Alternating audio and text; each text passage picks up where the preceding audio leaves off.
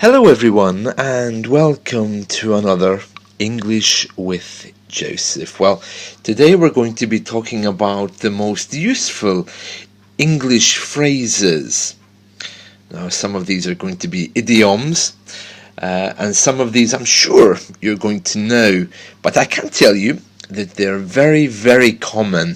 They're very common. Okay, let's begin with the first one then, which is the best of both worlds. The best of both worlds. Okay, this is a very interesting one. It means that you can enjoy two different opportunities at the same time. So, for example, I can say by working part-time and by enjoying my hobbies for the rest of the time, I have the best of both worlds. Or I could say, because I have a CD with Doris Day records, or Doris Day recordings, and I have a CD with ABBA recordings, I have the best of both worlds because I can listen to music that I enjoy. So the best of both worlds. These are things which you can do not at the same time exactly, but in the same space of time. Okay, so for example, on my desk right now, I have a flask of tea, but I also have a cup of coffee. So I can have the best of both worlds. I can sip on my coffee and also on my tea if I feel like it. The best of both worlds. There we are. That's the first one. Best of both worlds. Let's try the second one. The second one is speak of the devil. Speak of the devil. This is an interesting one. It means that the person that you're actually just talking about at that moment suddenly appears. So if I'm talking to, for example, Irina in Russia, okay, and just at that moment I get a text from Irina, I can say, speak of the devil, it's Irina. Okay, so let me just go over that again because I don't think I explained it very clearly. So imagine that I'm speaking not to Irina but to someone about Irina, and then at that exact moment that I'm speaking, suddenly a text comes from Irina. Okay, I can say, speak of the devil, it's Irina. It just means what a coincidence. Okay, and for example, another one might be if I'm walking in the street and I'm thinking about my friend Rodolfo, Spanish name, then suddenly Rodolfo appears in front of me. I can say, speak of the devil, I was just talking about you or thinking about you. So you can use it in different ways. You can either tell it to the person, you can tell it to somebody else, but it's when something involving someone happens coincidentally. Alright? So, for example, I'm making a video clip right now, and if during this video clip I get an email from YouTube, I could say, speak of the devil, I'm actually on YouTube at the moment recording when that email came in. Alright, so speak of the devil.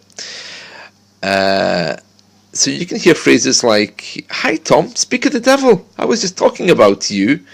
Or, hi Irina, speak of the devil, there you are, and I was just thinking about you a moment ago. Okay, alright, so we've done two of them already. Let's try another one. This one is to see eye to eye, and that means agreeing with someone. Okay, so you can say, I don't really get on with my boss, we don't really see eye to eye. Or you could say, I get along with my boss, we see eye to eye usually, but sometimes we don't see eye to eye. It's more common to say that we don't see eye to eye with someone. It's a very polite way eye to eye. A very polite way in English to say that you like someone or you get along with someone well. It means that you agree with them or disagree. Because it's involving agreements and disagreements, usually it's used more in business English. I'm sure you all know the next one, once in a blue moon. That just means something which happens infrequently. For example, I don't generally drink alcohol. Once in a blue moon I drink it, but not very often. I'm not a drinker. Okay, or I don't really travel so much anymore. Once in a blue moon maybe I'll go and travel, but not very often. Okay. Number 5, we're really racing through these, aren't we? When pigs fly, and that means something that will never happen. When pigs fly, Brexit will be complete. Well, actually, that might happen, I suppose. Well, when pigs fly, let me think of a good example. I won't eat chocolate. Because that's not going to happen anytime soon, me giving up chocolate. Number 6, to cost an arm and a leg, and that just means something's very expensive. Okay. Let me just try putting a few of these into context for you. So, for example, oh, Irina, speak of the devil, I was just thinking about you because I was going into the shop there to buy a new coat, and oh, it cost an arm and a leg, and I thought to myself, well, if Irina was here, she might know of a cheaper place to buy the coat, and speak of the devil, here you are. But then the costs won't come down in that shop. Maybe when pigs will fly, they'll come down, but I don't think it's going to be very often. Anyway, I'm never in the high street. Only once in a blue moon do I ever come here, you know. So there you have some examples. All right. Now another one is a piece of cake. A piece of cake. It's so easy. It's a piece of cake. For example, learning English is a piece of cake. It's easy. It's a piece of cake. A piece of cake. All right. So, don't worry about your English. It's a piece of cake. It's only practice. Only practice. It's a piece of cake. Okay. So, it's actually very common to hear this in the London area. A piece of cake. How to get to Heathrow Airport? Oh, it's a piece of cake. You just get the number 17 bus, and then you'll be there in 20 minutes from London Centre. You just get the red Piccadilly line. It's a piece of cake. It's not difficult. All right. And to follow on from a piece of cake, some people go a stage further with that to talk about the completed action. And they'll say, so Bob's your uncle. Just get to number 17. It's a piece of cake. You stay on that bus and Bob's your uncle. And that just means that you'll be there in no time. Bob's your uncle. Okay. Where that came from in English, I have no idea. Just to give you an example of how to use that, I could say, you know, when you're learning English, it really is a piece of cake. It's really not difficult. All you have to do is get some grammar, get some vocabulary, and Bob's your uncle. Some people also go on to say Bob's your uncle and Fanny is your aunt. Okay, that's a less common one, but some people add the last part. Bob's your uncle and Fanny's your aunt. It's fine. But I don't think we use that quite so much. Bob's your uncle. Usually it ends there. But some people say the full expression. So just get the red line from central London, get to Heathrow, and Bob's your uncle, Fanny's your aunt, you're there. Okay, so that's quite a common one. All right, you'll hear that. It's a piece of cake. And all of these phrases, they're a piece of cake. You don't have to worry, honestly. It's very simple. You just have to listen out for them and try to remember them. To feel under the weather, it just means to feel a little bit ill. I'm not very well today. I'm kind of under the weather, but it can also mean feel down. So if you're going to call your boss to say you can't come in today, if you just say, I'm a bit under the weather, is not going to be enough. You have to be specific.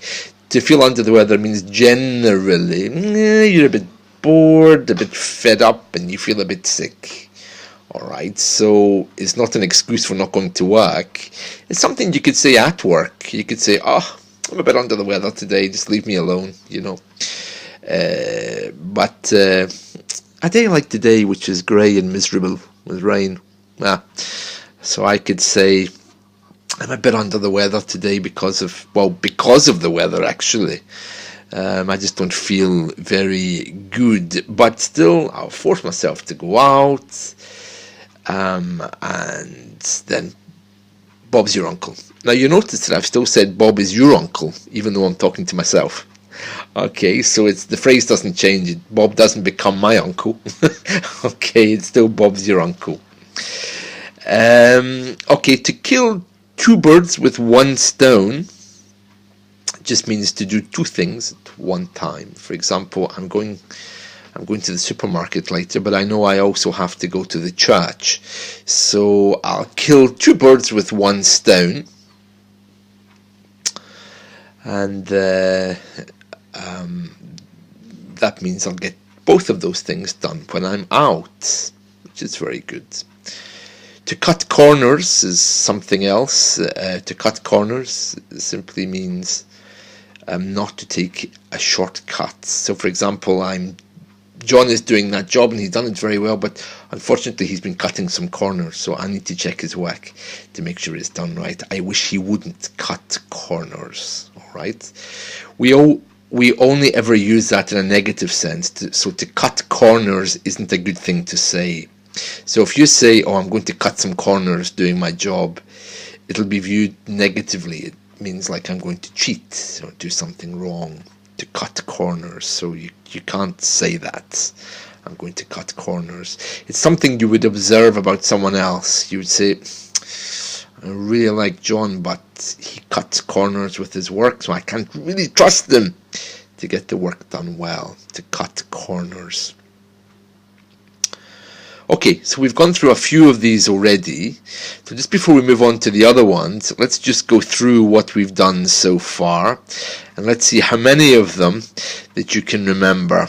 Alright, so I'll tell you a story and I'll use all of these. You know, I wanted to buy a new coat last week, but I also wanted to buy new trousers. And I don't have enough money to buy a coat and trousers. Well, it would be nice if I could have the best of both worlds, but I can't. So it's going to be one or the other. And actually, I was just telling Irina that I was going to have to buy one or the other. Oh, speak of the devil, Irina just walked past there. Or, oh, I just got a text from Irina. Okay, so it just means that she suddenly appeared. Anyway, I told Irina that I was going to buy trousers and a coat. We didn't really see eye to eye on that because she said I could buy both, but I said I definitely couldn't. I mean, to be honest, I really hate buying new clothes. Perhaps I do it once in a blue moon, so I get quite stressed sometimes. But I don't see why I should spend £100 on a new coat. Maybe when pigs fly I'll do that, but not before. It's not something I want to do. It costs an arm and a leg. Who would pay £100 for a new coat anyway? Anyway, so I went for a walk and I decided that I was going to go to the supermarket. Can you believe that I actually forgot how to get there? I've only been there once or twice. I don't usually do the shopping in my house. I leave that to my wife. So I decided I would go to the supermarket, and I tried to find the way. I know it's near my home somewhere, but I had to ask someone. I got completely lost, and the person told me, look, it's a piece of cake. Just go straight down the road and take a left, and then Bob's your uncle. You're there. Okay, and they didn't say Bob's your uncle, Fanny's your aunt, because that's more of a London thing. They just said, so straight down the road, Bob's your uncle. That's it. Okay. And now for the next one. So, let the cat out of the bag. So while I was talking to this man, I accidentally let the cat out of the bag that my wife is pregnant. Now, no one is supposed to know that. It's a big secret. But he asked me, he said, I haven't seen your wife for a long time. I mean, I don't know the man really, only to say hello to. And he said, I haven't seen your partner for a long time. And I said, she's pregnant. So I let the cat out of the bag. I wasn't supposed to say the secret. So that's to let the cat out of the bag. Anyway, I'm not surprised I said it because I felt a little bit under the weather. So I suppose in some ways I've killed two birds with one stone, because I went to the supermarket, I got what I wanted, and I told people about my wife. I suppose to let the cat out of the bag and to kill two birds with one stone is better. It means I don't have to do it later. Anyway, when I was in the supermarket, I noticed my friend John in there. Now, he's always cutting corners. He was like that since he was at school. He always cuts corners to do things quicker. I think it's just not concentrating. So I'm watching him putting all these tins up on the shelf, and I could see that he wasn't stacking them properly. So I said to myself, he's really going to have a problem here, because they're all going to fall down. And I told him, I said, listen, please don't cut corners, because someone's going to get hurt here. Okay, so that's all of them so far. All right, so the next one is to add insult to injury. To add insult to injury is when you've insulted someone and then you make it worse by saying something else. Okay, so it's when you make something worse than it already is. Okay, so for example, yesterday I did the really bad thing that no one should ever do, and that is when your wife asks, do I look okay? And you respond with no.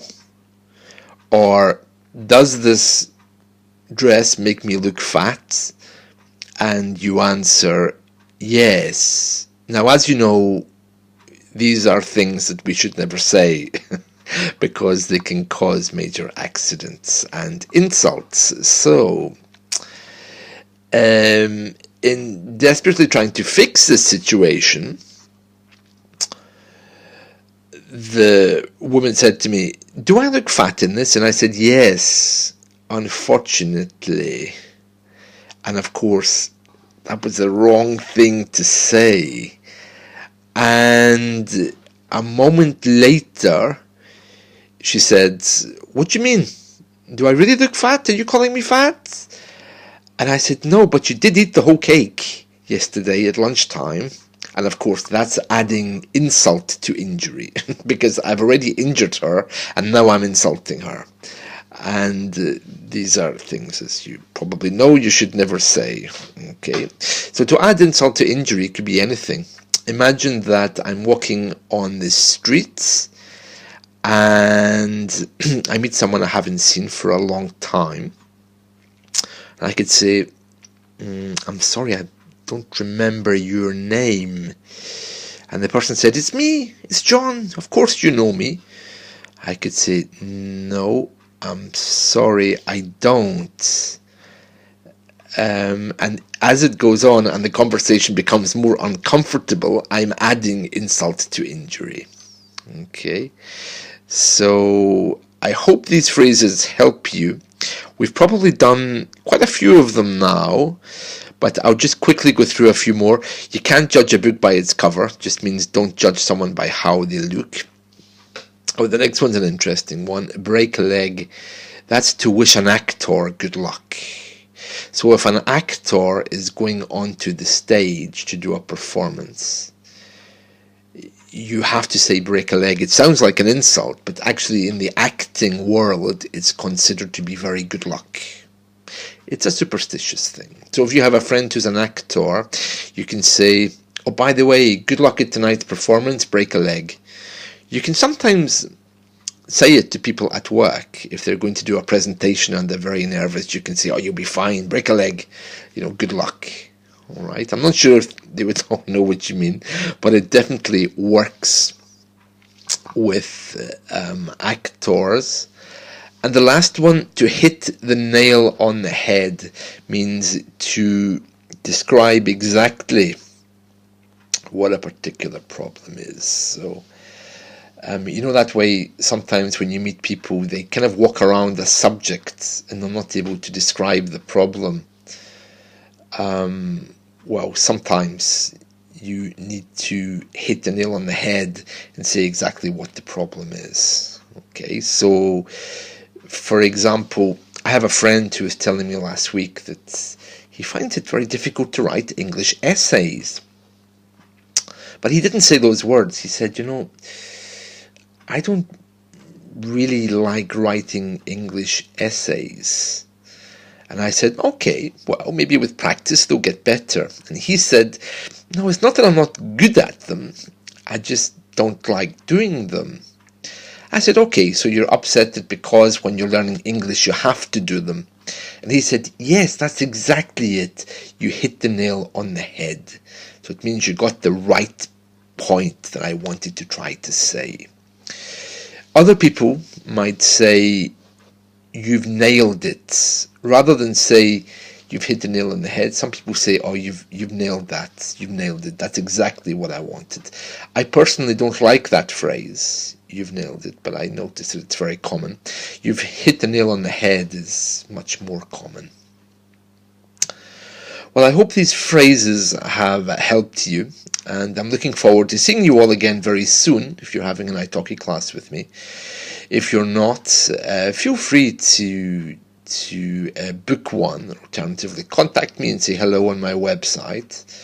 And I hope you all enjoy the rest of your day. Okay, so thank you so much and see you all again soon. Bye bye.